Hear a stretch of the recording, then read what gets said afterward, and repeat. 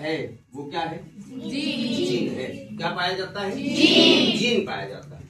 Without gene के किसी भी एनिमल्स की हम बॉडी की कल्पना करें ये पॉसिबल नहीं, क्योंकि न्यू बॉडी का फॉर्मेशन किसके थ्रू होता है? जीन के द्वारा होता है। हम जितने लोग यहाँ पर प्रेजेंट है सारे लोगों की बॉडी का जो फॉर्मेशन हुआ है किसके द्वारा हुआ? जीन। ये हमने एक स्ट्रक्चर आपके सामने बनाया। क्या है ये? हमने ले लिया सेल है, कोशिका। ये आप भी जानते हो cell is the unit of life. कोशिका क्या कहा जाता है? किसी भी जीवधारी के जीवन की आधारात्मक इकाई या क्रियात्मक इकाई कही जाती है। बिना कोशिका के किसी भी जीवधारी की संरचना का निर्माण नहीं हो सकता है। कोशिका डिवाइडेड कर दी गई या कोशिकाओं के आधार पर जंतुओं को दो पार्ट में डिवाइड किया गया। एक क्या है? यूनिसेलुलर, एक को कहते हैं बेटा, और दूसरे को क्या कहते हैं? मल्टी सेलुलर कहते हैं। क्या कहते हैं? मल्टी सेलुलर आ जाएगी, अर्थात एक कोश की ओर क्या हो गए? बहुकोश के जंतु हो गए। यहाँ पर एक हमने सेल लिया, सेल का क्या ले लिया बेटा? केंद्रक ले लिया। अब ये जो थ्रेड लाइक संरचना दिख रही है ये क्या कहलाती है? हमारी जीन कहलाती है। जब जीन मिल जाते हैं तो ये जो स्ट्रक्चर आप देख रहे हो क्या कहलाता है? डीएनए कहलाता है।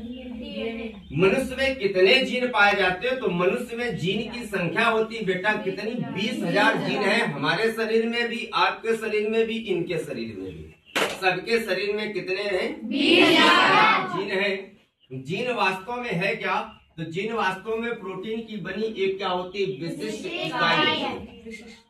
प्रोटीन हम सब जानते हैं हमारी बॉडी को कितनी प्रोटीन चाहिए? तो प्रोटीन चाहिए पर डे 50 से 60 ग्राम।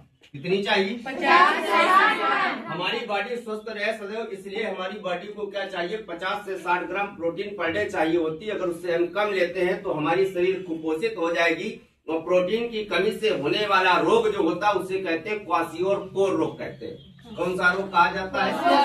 इसको बेटा एक नाम दिया जाता है, कहते हैं क्वाशियोर-कोर। अब क्वाशियोर-कोर रोग हम जाने कैसे? तो क्वाशियोर-कोर रोग जिनमें बच्चों में हो जाता है उनके हाथ व पैरों की जो बोन है, हड्डियां हैं, वो अच्छे से काम नहीं करती, अर्थात क्या होती? लचीली हो जाती है। कैसी हो जाएंगी? लचीली हो जाएंगी और टेढ़ी हो जाती है। ऐसे बच्चों को क्या कहते हैं? और उनका शारीरिक विकास भी नहीं हो पाता, ये कहलाता है क्वाशियोर-कोर रोग कहलाता है। अब आगे आ जाएंगे हम। तो प्रोटीन की बनी विशिष्ट इकाई होती जो क्या करती है? लक्षणों को पीढ़ी दर पीढ़ी पहुंचाने का कार्य करती, उसे कहते हैं जीन कहते हैं।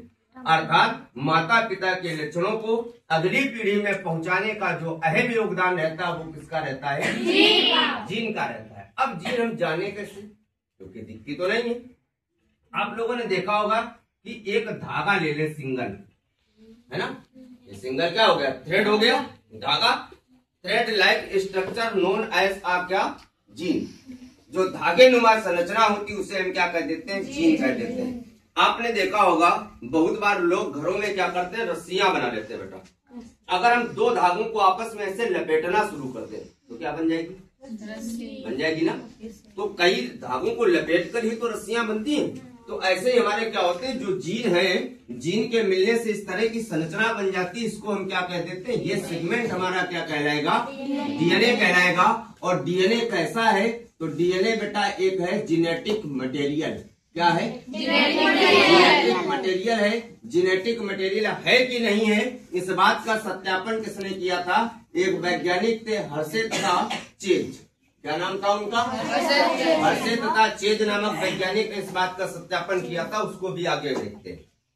अब यहाँ पर जो हमारा डीएनए बनता है इसका पूरा नाम क्या होता है? डीएनए का पूरा नाम होता है डीऑक्सी राइबोस न्यूक्लिक अम्ल, जिसमें 5 कार्बन वाली श्रृंखला होती है, जिसे क्या कहते हैं? पेंटोज शर्करा के नाम से जानते हैं। क्या कहते हैं? पेंटोज शर्करा कहते हैं। तो डीएनए का फुल फॉर्म होता है डीऑक्सी राइबोस न्यूक्लिक अम्ल।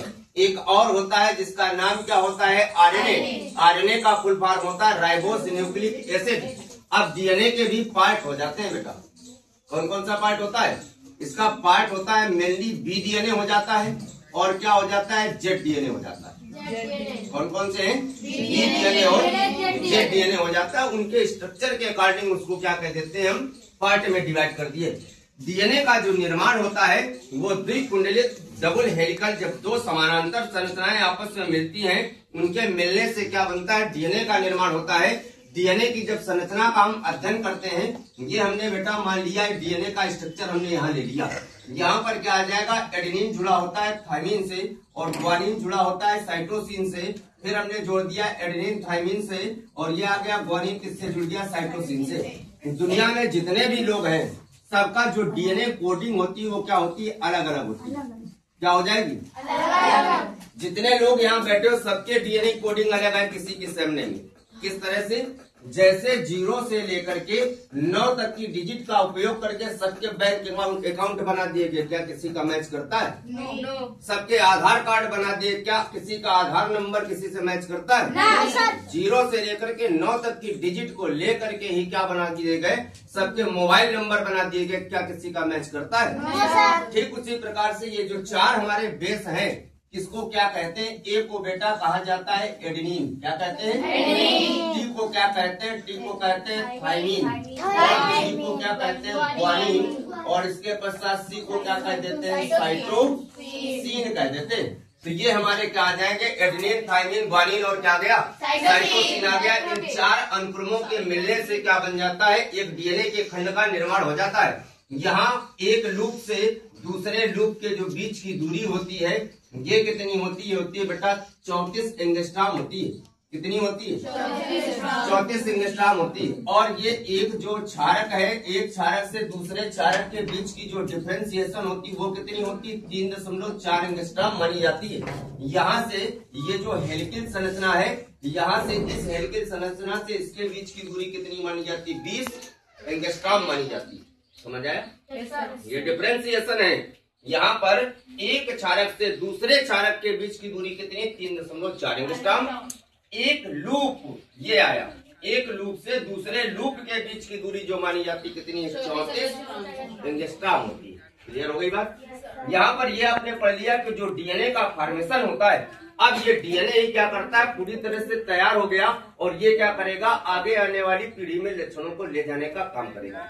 देखते हैं कैसे ले जाता है, किस तरह की क्रिया होती है। इसको अभी यही रोकते हैं, इसके पहले की प्रोसेस देखते हैं कैसे ये लक्षण ट्रांसफर होते हैं, पहले वो देखते हैं। अब लक्षण ट्रांसफर होने का बेटा जब हमने देखना शुरू किया, उसके पहले हमारे दिमाग में एक बात ये आई कि माता पिता के लक्षण हमारे में जब आते हैं तो किस तरह से आते होंगे। उसके लिए हमने एक बात ये जानी कि जब कभी हमारा भ्रूण बना होगा, हमारा भ्रूण बना होगा तभी तो लक्षण आएंगे। कैसे आएंगे लक्षण वो देखते हैं। यहाँ पर हमने एक रफली से स्ट्रक्चर लिया,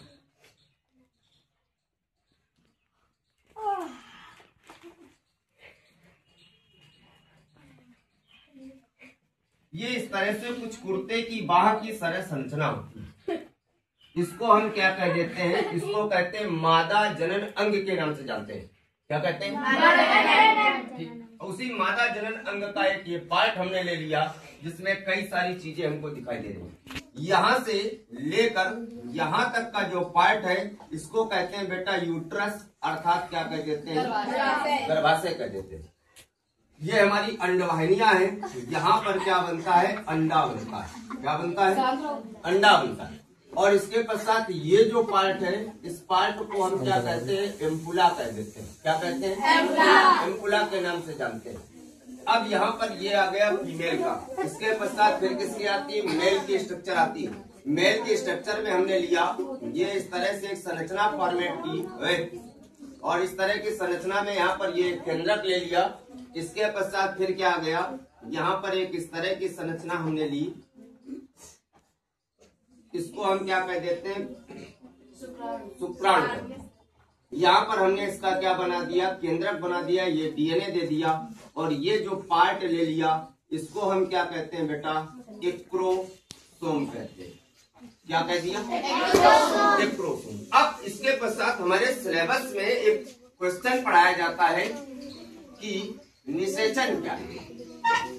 पढ़ते हैं ना, 60 नोट्स आता है। निषेचन क्या है, फर्टिलाइजेशन क्या है।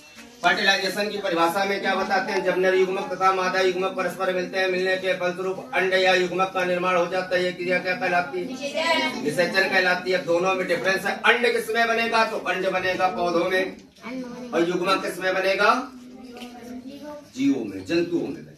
क्लियर हुई बात। तो क्या बनना है, अंड या युग्मक बनता है। परिभाषा इसकी क्या देंगे, जब एक नर युग्मक और एक मादा युग्मक परस्पर क्रिया करते हैं तो क्या बनता है, अंड या युग्मक बन जाता है। इसे क्या कहते हैं, निषेचन कहते हैं। अगर जाइगोट 2n टाइप का है इसे दोहरा निषेचन कहते हैं। और 3n बन जाए, सॉरी 2n टाइप का है, जब n और n मिलेंगे तो क्या बनेगा 2n, इसे हम क्या कहेंगे, निषेचन कहेंगे। और इसमें 2n से ही फिर n मिल जाए और फिर क्या बन जाए 3n बन जाए तो इसे क्या कहते हैं, द्विनिषेचन कहते हैं, दोहरे निषेचन के नाम से जानते हैं। नर युग्मक और मादा युग्मक मिलते कैसे हैं वो देखते हैं। यहाँ पर जब कोई भी, इसको हम एक और नाम से जानते हैं, इसको कहते हैं बेटा आर्तव चक्र। ये 60 वर्ष आता है, कई नामों से इसको जाना जाता है। पीरियड साइकिल, आर्तव चक्र, माहवारी चक्र, टाइम साइकिल, कई नामों से इसको क्या करते हैं, जानते हैं। कैसे ये प्रारंभ होता है, ये है द्वितीय गौण लैंगिक लक्षणों के नाम से इसको जाना जाता है। द्वितीय गौण लैंगिक लक्षण 12 वर्ष की आयु में बालिका में और 14 वर्ष की आयु में बालक में प्रारंभ हो जाते हैं। द्वितीय गौण लैंगिक लक्षण क्या होते हैं, रफली ऐसे बता देते हैं। ऐसे लक्षण जिसके द्वारा लड़के और लड़की अर्थात बालक